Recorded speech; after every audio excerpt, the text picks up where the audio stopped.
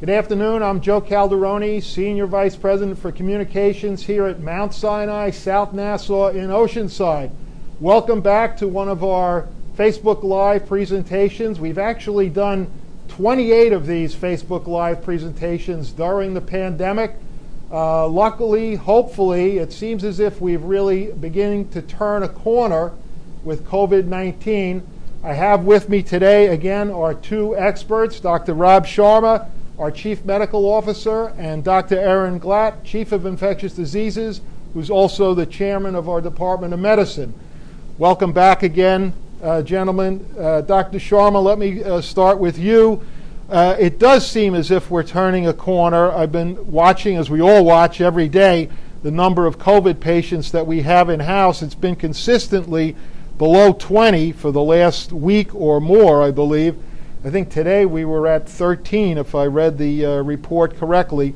So just tell our audience, have we turned a corner? Where do you think we are right now? We're certainly better than we were in the beginning of the year, where we had a second surge going on at the, locally in Nassau, as well as lower New York and the rest of the country. So while we are doing better and our numbers are encouraging, I do want to remind people that it's not time to take your foot off the gas yet.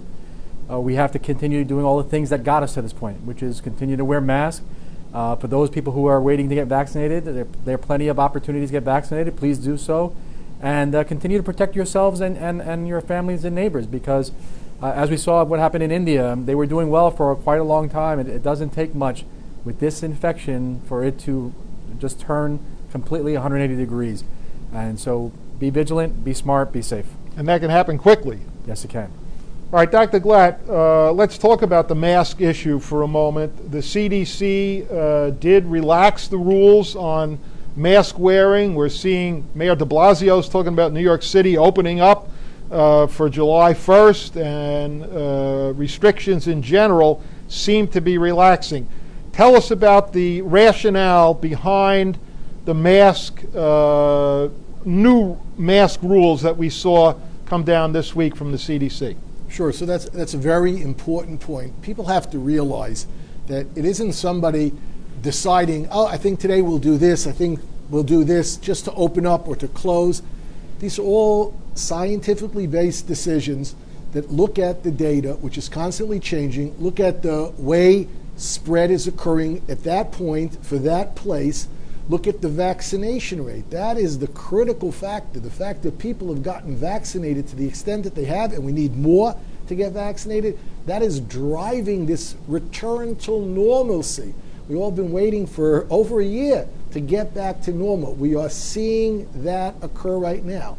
This loosening up, as you say, of the guidelines from the CDC on restrictions will continue to occur if the vaccination numbers keep on going up, which hopefully they will, and if the cases of COVID keeps on going down, which hopefully it will as well. So it's critically important for everybody out there listening to understand that we control all of these factors. It's not the governor, the county executive, the hospital. It's what's going on out there. And the vaccinations have allowed the CDC to say deaths across the country are down, thank God. Hospitalizations across the country are down, especially in the older, higher risk people. Cases are going down. And therefore, with our understanding of the spread of this illness, we now know that being outdoors, especially when you're vaccinated, even in close proximity to some other people who are also vaccinated, is not a dangerous activity. And that's the major impact that we can now really feel a lot more comfortable, even in the company of other people, as long as it's not a really dense crowd of people where you don't know who's vaccinated or not.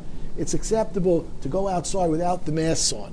And that is the CDC recommendation. Absolutely. If you're fully vaccinated and you're outdoors and you're not at a sporting event, if you're in a relative, you're at a barbecue, you don't need to wear a mask if you're fully vaccinated. And if all the people around you are fully vaccinated. Right. When you start dealing with a large event where there It's hard to know. A lot of people that we don't know the vaccination status, and there is a small group of people that even got vaccinated that might be at risk for transmitting or themselves still getting infection, then you need to be a little bit more careful. So in crowded, large public events, we still recommend masking and distancing. But when you're dealing with a known group of people where the majority of them are vaccinated, even if one couple or one group is not vaccinated and it's outdoors, that's still safe.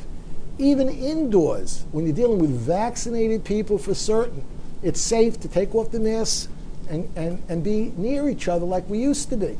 That's perfectly acceptable. It's only when you start dealing with unknown status indoors, especially with multiple people, that still remains a potential risk. And even if you're vaccinated in that situation, it's safer to keep the mask on. And we're wearing masks. We're inside the hospital.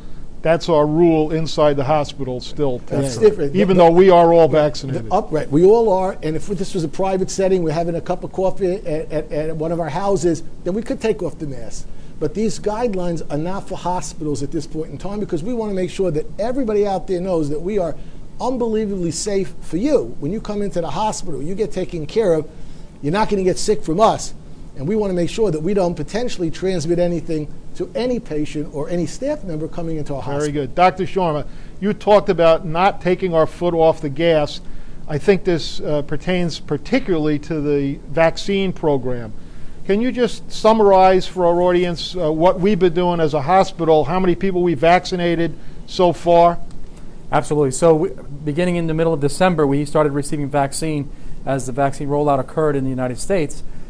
Since that time, we've been actively vaccinating staff, community members, and then all eligible individuals as the state allowed. We've vaccinated over 32,000 individuals to this point, which is amazing that we've been able to get that many vaccines and that many arms. And the country as a whole is at 146 million, I believe, as of this morning, which represents more than 50% of the eligible vaccinees. So this is excellent news, and this is what's going to get us to that return to normalcy, whatever that new normal looks like post-COVID, but it'll certainly get us to the point where we can be indoors with people and be in outdoor events and not have to worry about contracting an illness that's killed so many people across the globe. But if people have not been vaccinated, they still need to come in and get their shot. Absolutely. At 519 Merrick Road, which is our vaccination center. We have available appointments. If you need a vaccine, go to our website. You'll see a form where you can sign up and get vaccinated at 519. We also have the now famous Vaxmobile, which is a mobile unit that, in partnership with the town of Hempstead, we've gone to over a dozen communities throughout the town of Hempstead, and we're all out there almost every day. On the Vaxmobile, and Dr. Glatt, I'm going to turn to you. We were using J&J, then the government paused it. We paused it, of course. Beginning this week, we went back to J&J. The beauty of J&J, it's one and done. It's one shot. But you know, people are still a little concerned, some folks, about the J&J. They heard about the pause. They heard about the blood clot issue among a very small number of patients who received the J&J. Talk about the J&J issue. Sure. So I want to reassure everybody that the J&J vaccine will save thousands and thousands of lives. And there are wonderful, unbelievably good vaccines that are available in a relatively short period of time, considering last year at this point in time when we were in the midst of a horrific catastrophe in Nassau County. If we had known that we would have a vaccine to give that day last year at this point in time, we would have saved hundreds of thousands of more lives that unfortunately perished from COVID. The J&J vaccine is a great vaccine. If you get that vaccine, you will not die of COVID. That is an undisputable fact. The results in long-term follow-up with the J&J, and certainly we have much more data with the Moderna and the Pfizer vaccines, is that the vast, vast, vast majority of people will not get very sick from COVID. If they do get sick, they won't die from COVID. And there's always a small percentage of people that don't respond to the vaccines, but it's an extremely small, low number. So this, if you're at risk for getting COVID, this will save your life. Okay, but what about women of childbearing age who are between 18 and 48? What about the small number of women who did experiencing the blood clot issue? So this is a problem. And no vaccine is perfect, no medication is perfect. People have risks of running into trouble when they take Tylenol. People have a risk of running into trouble when they take a non-steroidal agent for pain like Motrin or Advil. Every medication, every vaccine has potential side effects from it. You have to view that in the overall picture, your risk of getting COVID versus your risk of getting a serious complication. Even in the group of people that had this, which is mostly younger women from the age of about 18 to 48, that's been the majority. It's been a handful. It's been less than 20. And we've given out at least 8 million doses of the J&J. So your risk from getting a complication from the vaccine is far, far, far less than your risk of getting a serious complication from COVID. That needs to be understood. Now, I'm not telling people to be concerned about the J&J, but if you are concerned about the J&J, which you should not be, there are advantages to it. So then get the Moderna or the Pfizer. We have enough of all of these vaccines to give to people. If for whatever the reason you're uncomfortable with one or the other, I've had people tell me they want to take the Pfizer, not the Moderna. I want to take the Moderna, not the Pfizer. I want the J&J because it's one shot and I'm done. Right. I, at this point, would tell people, get vaccinated. That will save your life potentially, your loved ones' lives, everyone around you, and that will decrease the risk. This is most important. That will decrease the risk of variant strains developing and having resistance to these vaccines, which are so great. The last thing we want to do is see the development of a strain of COVID that the vaccine will not work as well against. Dr. Sharma, at 519, we generally use Pfizer, right? That's what we've been getting deliveries Correct. of. We've been using Pfizer. So anyone who hasn't been vaccinated yet because of a lack of access, right now across New York, I believe vaccine availability has now outstripped the demand. So that's great, because in the beginning people were waiting weeks and weeks, even months to get vaccinated. Now you can get vaccinated tomorrow, even today if you want to get vaccinated. So I encourage anyone who is hesitant because they didn't know if they could get it to come get it. Anyone who is hesitant because they're unsure to speak to their doctor or healthcare provider and ask the important questions. Don't go to the internet. That's not the place to get answers. Go to someone you trust. Have them explain to you why it's better to get the vaccine, what the safety and what the side effects are, and then make the decision to get vaccinated comfortably. Because we want people to do this. We want them to feel safe, and we need the nation to be vaccinated to get back to normal. And at 519 Merrick Road, which is our vaccination center, we of course do have medical personnel who can talk to people if they're a little hesitant when they walk in, if they just walk in for a vaccine. Absolutely. So one other point on the J&J and getting vaccinated in general, what about pregnant women? Talk to us about that, Dr. Sharma. So originally there were recommendations by the CDC that encouraged pregnant women to get vaccinated, but said it was optional. So language that suggested it was optional. The data have overwhelmingly demonstrated that pregnancy is a risk for COVID complications, and that women who are pregnant are much higher risk than their non-pregnant counterparts for the same age and other risk factors. So the only determined difference is that one is pregnant and one is not. The CDC's current recommendation is that pregnant women should be vaccinated, along with recommendations from the American College of Obstetrics and Gynecology and a host of other medical colleges and organizations are saying it is so important for women to get vaccinated, so important for pregnant women to get vaccinated, and we're encouraging it across the board. All right, let's stick on this topic. Dr. Glatt, one second. I want to stick with Dr. Sharma on this topic in general. If I have young kids, we're all looking forward to the summer. We're all hoping and praying we're going to have a fairly normal summer. We want to go to the beach. We want to have barbecues. Most of all, we want to be able to send our kids to camp, get them out of the house and send them to camp. If you have young children, there's no vaccine yet for the young children. Is it safe to send my kids to camp? So that would be a tricky question. Each one will have to decide on their own. If everyone else in the household is vaccinated, a 9-year-old going to camp is extremely low risk for not only getting sick from COVID, but if they're at camp, they can't transmit it to anybody in your household while they're at camp. I think if you do it in a certain way, it can be done safely.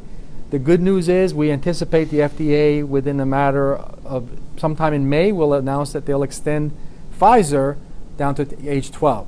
So now once you get down to age 12, you're getting actually a very large percentage of the population of children, and it will help us vaccinate even more across the country, as well as children at risk. So certainly I'm looking forward to that. Dr. Glatt, do you agree? By May, we're going to have a vaccine for I agree that 12? we're hopeful that it's by May. Yes. If it was up to Dr. Sharma and me, the answer would be when the data are presented, that's the day that it should get approved if the data are good. And the preliminary, not yet published, but out there data show that from the 12 to 15-year-old age group, you get a wonderfully strong response, and it's been extremely safe, but it's small numbers. But there's no reason to think a priori that a 12 to 15-year-old child should have a different set of side effects than people have to realize. 1 billion vaccine doses have been given worldwide.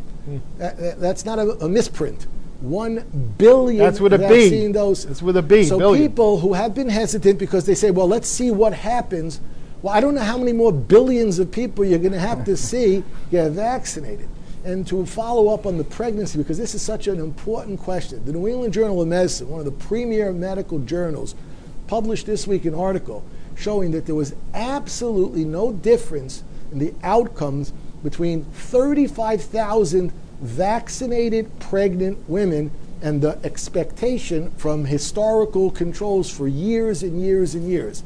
That should be extremely reassuring to a pregnant woman because, as Dr. Sharma mentioned, pregnancy and COVID don't go well together. But pregnancy and a COVID vaccine go very well together. Excellent. I just want to remind our audience that we are taking questions, so please send them in. Hopefully we're going to have time at the end of this program to entertain some of your questions. We'd always like to hear from the audience.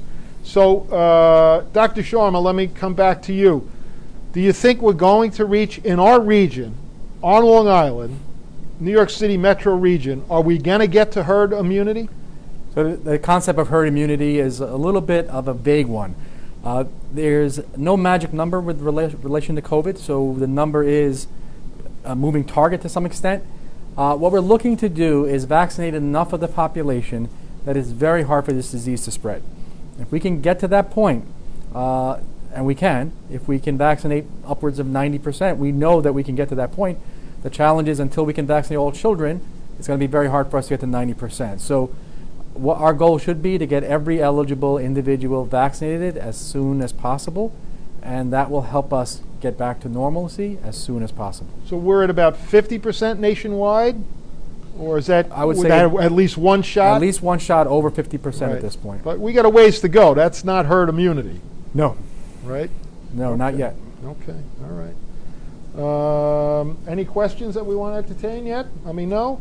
Dr. Glatt, let me turn back to you. So throughout the pandemic, some patients have been reluctant to come to the hospital. They've been reluctant to get their checkups. And we're seeing delayed disease as a result now emerge. Just talk a little bit about that and the importance of not putting your health on hold. So this is, again, an extremely important concept. COVID has killed, unfortunately, and hurt so many people. But that's just from COVID itself. The unrecognized toll, if you wish, has been all of the people that didn't get appropriate medical attention because they were terrified to come in and get a mammogram. They were terrified to come in and get their colonoscopy, or they weren't even able to get their screening colonoscopy. They were afraid to get their blood pressure checked out and evaluated, their diabetes, their cancer screenings done properly. So I want to reassure people. Number one, it's extremely safe to come into any of our Mount Sinai South NASA practices because they're all doing everything that we possibly can to make sure they're safe.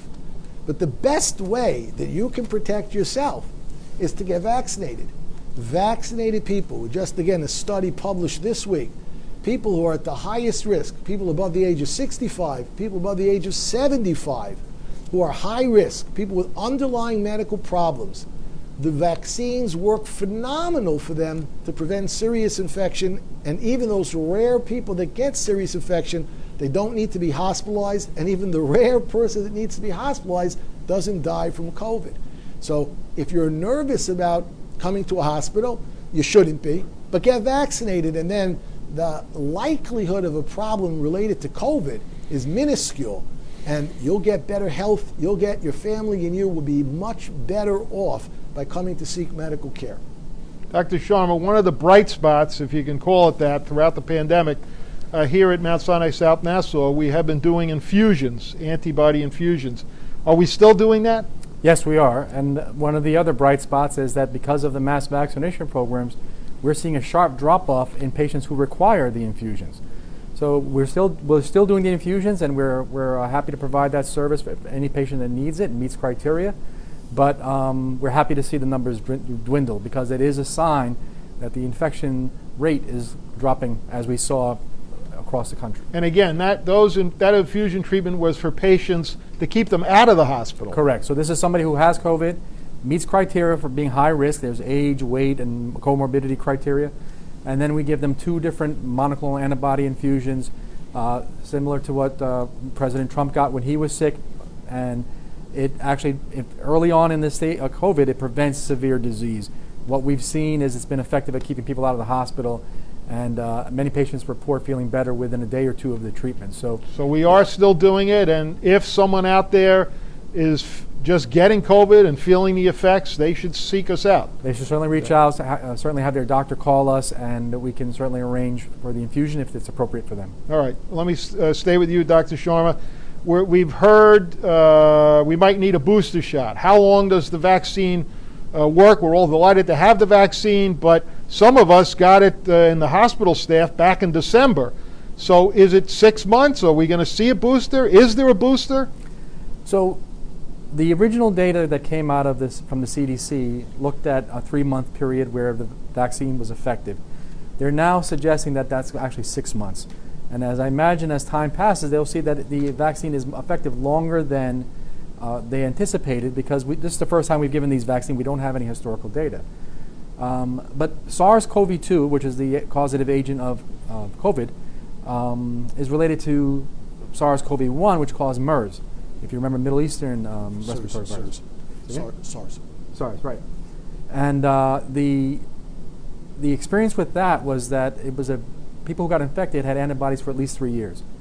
So if that is any kind of a template, it may suggest that we should see vaccine efficacy last somewhere probably between 1 to 2 years.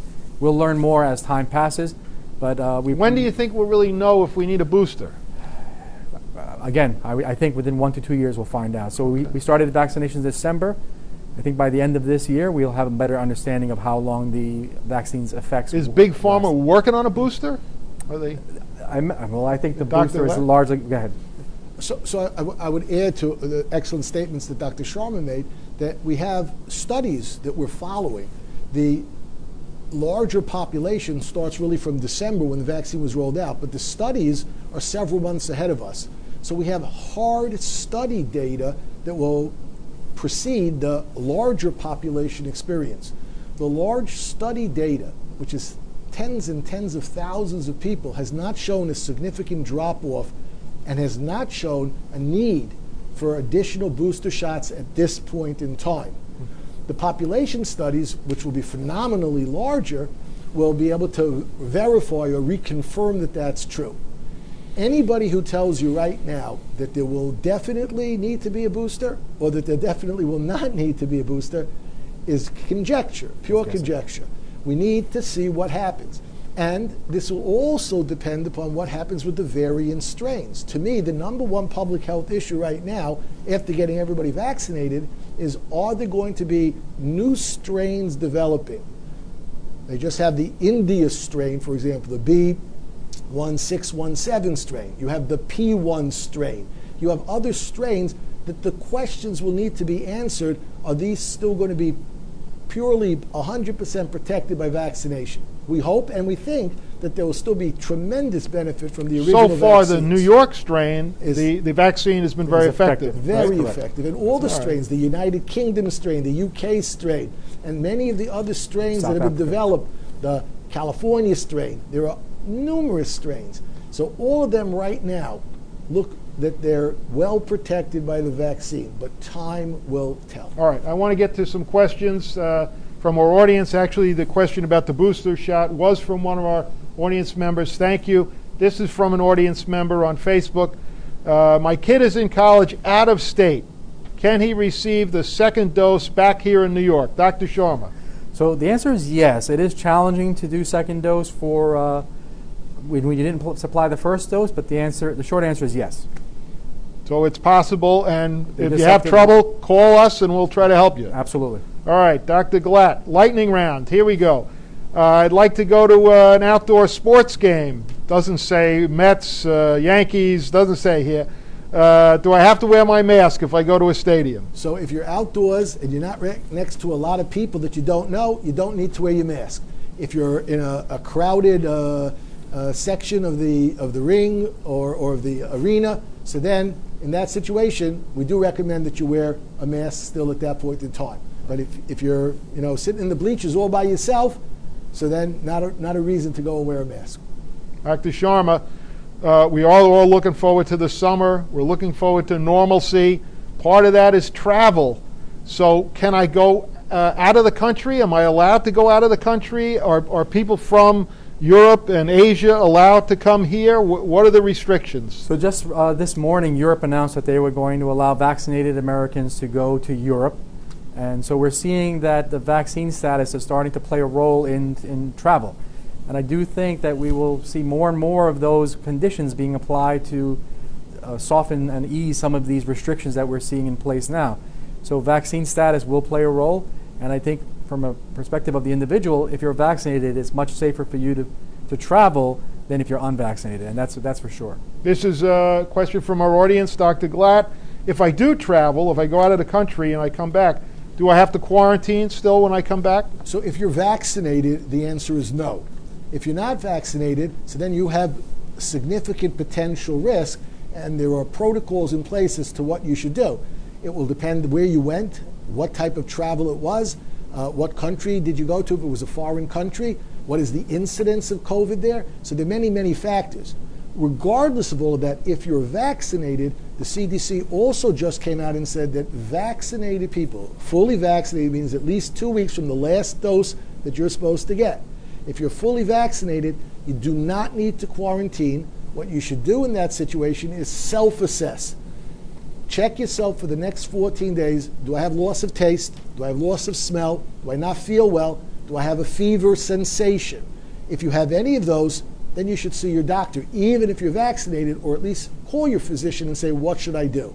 But so you again, don't need to quarantine. when you have your second shot, right, if you're doing Moderna or Pfizer, in my house I call it you have full power. You don't have full power until 10 days after the 14 second. days. The official 14 days recommendation after. is 14. 14 You days. probably gain a little bit more even further over time. Right. Okay. This is a little variation of what we spoke about earlier regarding pregnant women. This is a question from one of our Facebook viewers. Are there vaccine recommendations, Dr. Sharma, for pregnant mothers that had COVID? So they were pregnant, they had COVID, they're no longer pregnant. Should I get the vaccine? So it's the same recommendations with regards to post-COVID vaccination, which generally speaking, our recommendation, and has been supported largely by what we've experienced as well, is 90 days is the period which you should start seeking vaccination. But the CDC recommends that you can do vaccination much earlier if you need to. However, we do feel that we've seen a lot of people have strong reactions when they get vaccinated very early, and it means that their antibodies are still present, so certainly waiting the 90 days is not harmful and probably will give you a longer period of time of immunity until we know better how long So these it's really the last. same rule whether you were pregnant or not. If you had COVID, wait 90 days is the rule of thumb. It's a recommendation, correct. Got it. But it is allowed and it is acceptable to get vaccinated once your illness is over. But for the reasons that Dr. Sharma alluded to, the most important factor, in my opinion, is you're not going to get COVID in that 90-day period of time.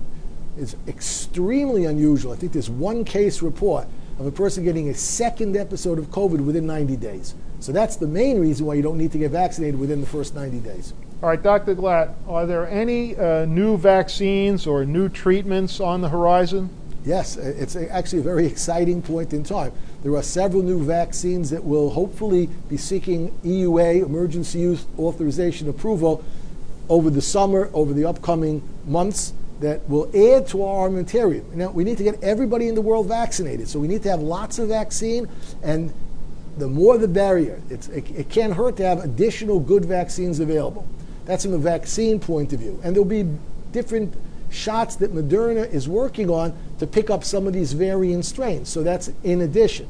But even more exciting is that there are looking to be some very good oral therapies for early COVID. Now, it's very preliminary.